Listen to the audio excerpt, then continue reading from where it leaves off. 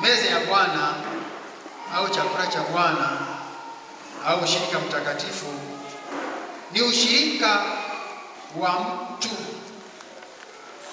au muamini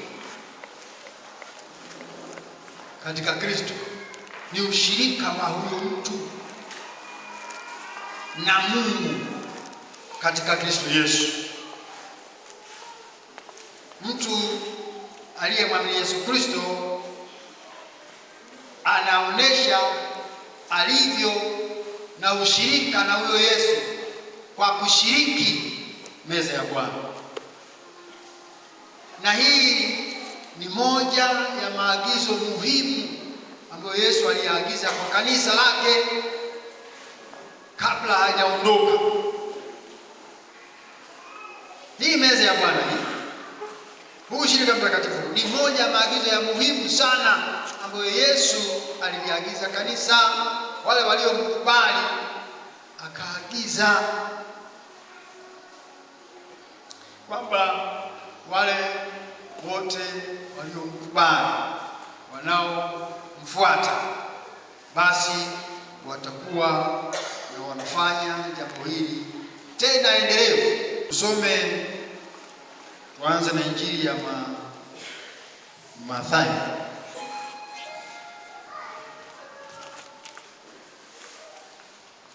Mathayo 26, tuwe na mistari mitatu pale.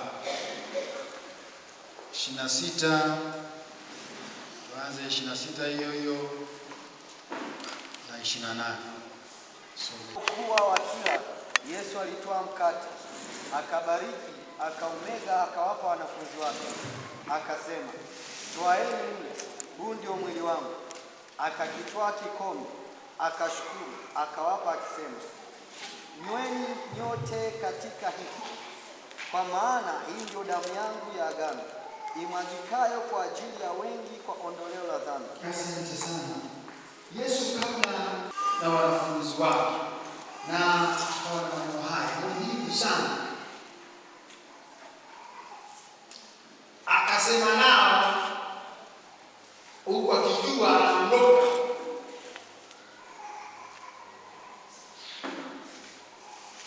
Lakini tuongeza andiko ili nikianza niende moja kwa moja.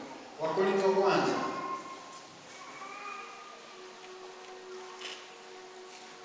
umeyasikia Yesu. Sasa Paulo anasemaje kwa Wakorintho, kwa kanisa sasa? Sura ya 23 hadi 25. Korinto kwanza.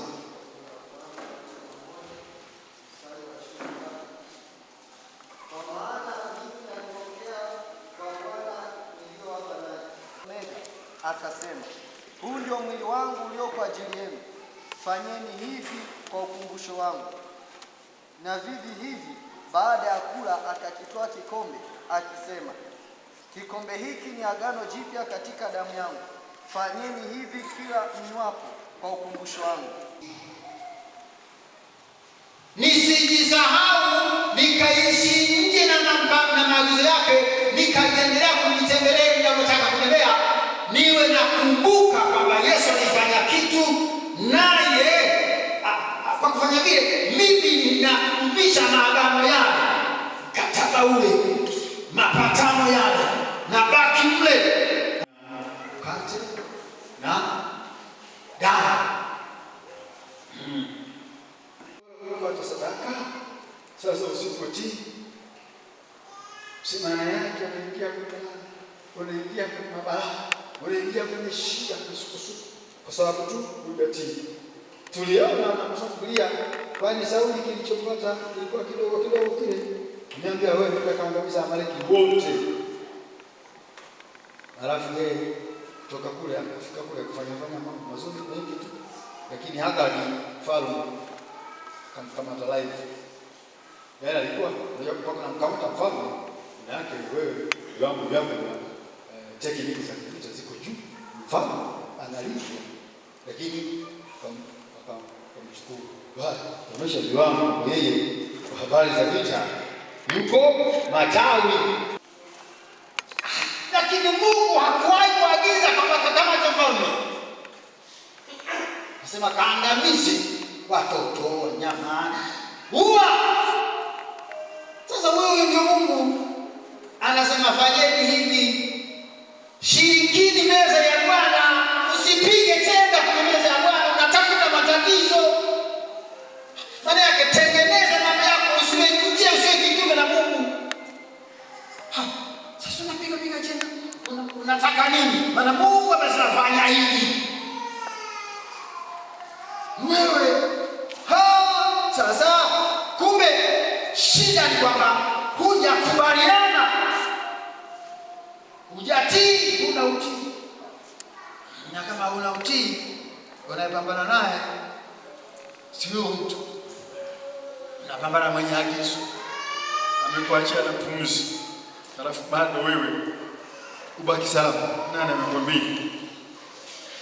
Yesu anasema fanyeni hivi kwa ukumbusho wangu. Anataka tushiriki meza hii kwa ukumbusho wake, si kwa manufaa ya mtu mwingine, kwamba ana kitu amefanya kwetu. Kwa hiyo tunashiriki ile meza kwa kukumbuka alivyofanya.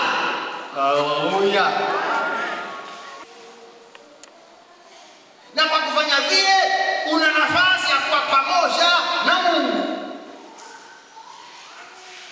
Nikinukua kwa Sauli na nazungumza kwamba Sauli alipofanya vile, Bwana imekweje? Akajitetea. Bwana akasema uongo. Sasa mimi nimefanya kama Bwana alivyoniagiza. Nikawa nalinganisha na sisi tunafanya hivyo. Unaendelea kujihesabu wewe ni Mkristo kama Mkristo. Wakati huo ya Kristo hufanya. Sauli akasema mimi nimefanya yote kama nilivyoambiwa. Samuel akaona na sasa na hizi kelele za hii inatoka wapi? Bwana kama hiki kitu ni kama sicho kinagonga vibaya masikioni. Alisema watu ndio waliochukua ng'ombe, watu. Sijajua wewe utasemaje. Kwa nini huna ushirika na Mungu? Watu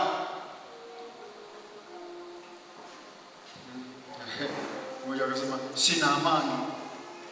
Amani nini? Hana amani na mchungaji ambaye ndio anashirikisha meza. Kaza huna amani. Kwa hiyo jawabu ni kutoshiriki meza. Ndio umetengeneza. Sasa mbona ni zaidi ya utoto, kwa sababu umesema tafuteni kwa bidii kuwa na amani na watu wote na huo utakatifu. Sasa ukwepa meza ndio umetengeneza.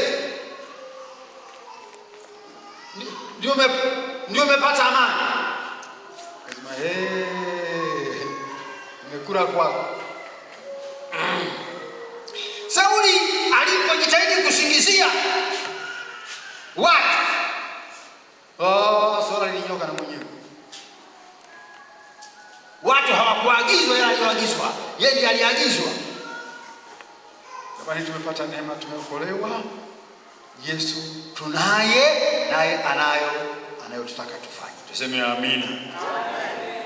Anataka kuona sisi tunadumisha ushirika wetu na yeye. Yaani suluhisho ni kutengeneza, sio kukwepa ushirika. Hapa nimesemaje? Wewe kinatangazwa tutakuwa na meza, unafiki ni kitu kidogo. Ili utengeneze hapo katikati. Inafika siku unakwepa na huko salama, yani ngoja kuna maji menukuu na mimi nitapaogopa. Kama nitapaogopa. Yesu Kristo upendo alionao kwetu ni mkubwa. Halafu akaona hapana, aseme na waliomkubali, akaongea nao taratibu kabla ukitoka alipomaliza tu pale tayari kikosi cha kumkamata kimefika. Ndio. Kwa maana nyingine yale maneno ya Yesu anaposema fanyeni hivi yalikuwa ni maneno ya mwisho. Hakukaa tena na wanafunzi wake kufanya chochote. Baada ya pale Yesu akakamata kuambiwa chukue vinginevyo. Kwa nini nimepewa shida hii? Tupo tunapiga chenga meza ya Bwana, yaani tumechukulia kama vile kwamba haya ni mambo ya mchungaji, kama vile anataka tu visikie. Hii ni agizo. Kadiri tunavyoishi kubwa hapa na pale, hapa na hapa napungua, lakini meza ya Bwana ina nafasi ya kukuondolea. Jina Bwana libarikiwe. Usitafute shida. Ninamshukuru Mungu ambaye anatuwazia mema. Hata nilipokuwa na soma Biblia hii, soma ile Samueli wa kwanza 15:26. Samueli wa kwanza 15:26. Tabakia kuwa sisi, maana kama hatuko kulitimiza agizo lake, tumemkataa na yeye atakataa. Samueli wa kwanza 15:26. Amen. Samueli akasema, sitarudi pamoja nao kwa sababu umelikataa neno la Bwana. Bwana naye amekukataa wewe, usiwe mfalme wa Israeli. Wakati huo Sauli anajitahidi abembeleze sasa, ameshakiuka na anapewa ukweli kwamba wewe umekataa. Maana wewe umelikataa neno la Bwana na Mungu yangu kukataa. Jamani, tunapokataa kufanya maagizo yake, Mungu naye anatukataa. Kwa hiyo hatui pamoja naye. Mimi natamani sisi tushikamane na maagizo yake ili tuendelee kuwa pamoja na Mungu wetu. Yeye ametupenda, ametuokoa, anatupa na afya na kulinda. Sasa sisi mtii maagizo yake. Yaani wewe ipo kwa ajili yako, wewe ndio kwa sababu zako. Wanapiga wanakula kona, wanasema wanakula kona au wanapiga cheni. Wanakula kona. Tena acute unaendeka chapu umeshaingia upande wa pili. Hapana, Mungu ni pendo, anatupenda na akasema vizuri mbele za wanafunzi wake, anasema fanyeni hivi kwa ukumbusho wangu. Anataka tuende kukumbuka kwamba yeye amefanya nini kwetu. Na kumbuka kabisa yeye ni Mungu, lakini alivaa mwili ili tupate wenye mwili. Tuna sababu kabisa ya kuendelea kuyafanya aliyosema tufanye. Ni muhimu kwangu, nikasema ni muhimu sana na lazima sana kufanya tunachoagizwa kufanya. Kwamba namna unavyojitahidi kufanya, namna unavyojitahidi kufanya vile ulivyotakiwa kufanya, ule ni usalama wa safari yako na ni mafanikio ya safari yako. Soma tuone leo kwa kwanza 11 tulisoma sura 27 na 28. Basi kila aulaye mkate huu au kukinywea kikombe hicho cha Bwana isivyostahili atakuwa amejipatia hatia ya mwili na damu ya Bwana. Mpaka 28. Lakini mtu ajihoji mwenyewe, na hivyo aule mkate na kukinywea kikombe. Asante sana. Yaani wote anataka kuhusika na kila nikakamata pale. Basi kila aulaye mkate na kunywa hicho kikombe.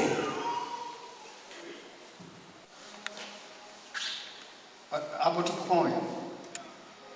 Tuko pamoja.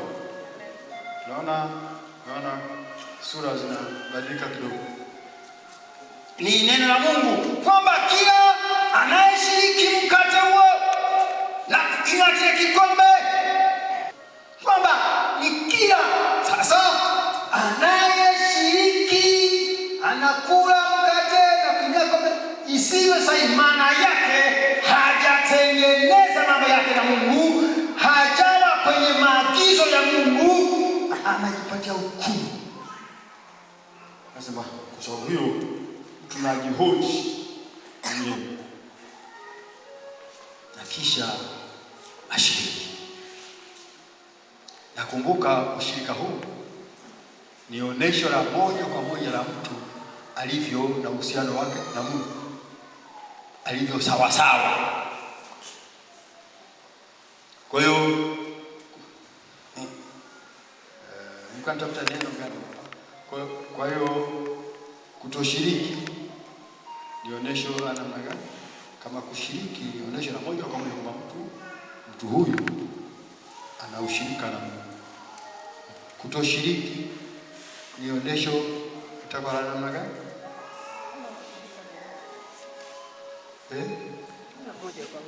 Mzee Mike Kundala, la moja kwa moja kwamba huyu mtu ana ushirika na Mungu. Kutoshiriki itakuwa ni onyesho la namna gani?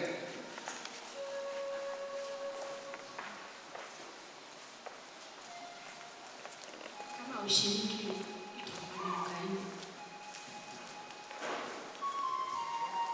ni ukaidi. Sasa mimi nasema kwa bila onyesho kama kushiriki ni onyesho la moja kwa huyu mtu na ushirika na Mungu. Kutoshiriki yani huo ukaidi, huo ukaidi itakuwa ni onyesho gani? Nani amsaidie? Naona Bundala ameishia pale. Lakini mpe maiki mika.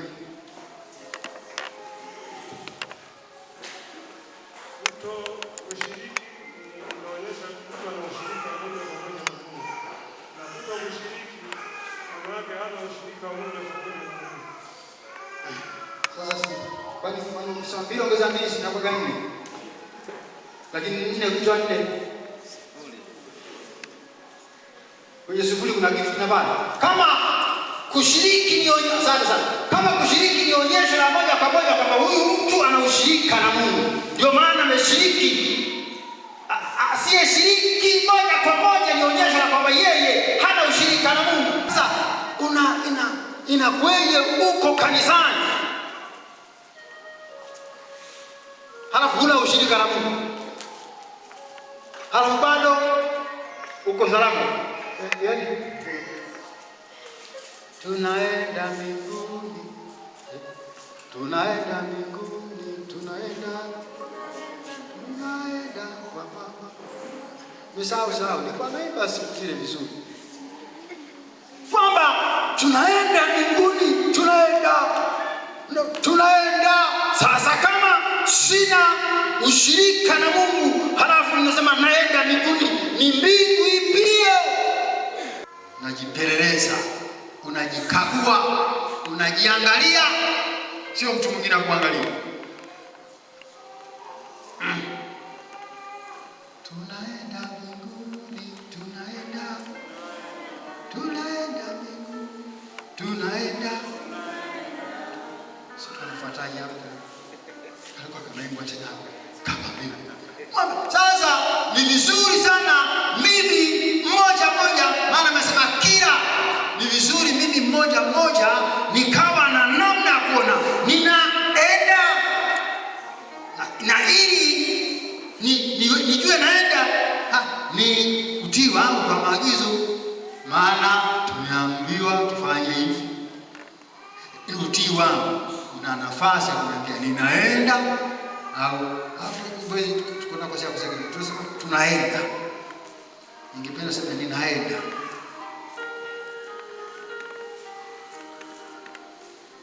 Kusema tunaenda si maana yake tumejumlishana Mungu. Sasa mwenzio haendi, maana anajua kabisa mimi kutokana na moja mbili si. Sasa tunaenda mbinguni, tunaenda. Nikisema ninaenda mbinguni, ninaenda. Huko kunasema ninaenda.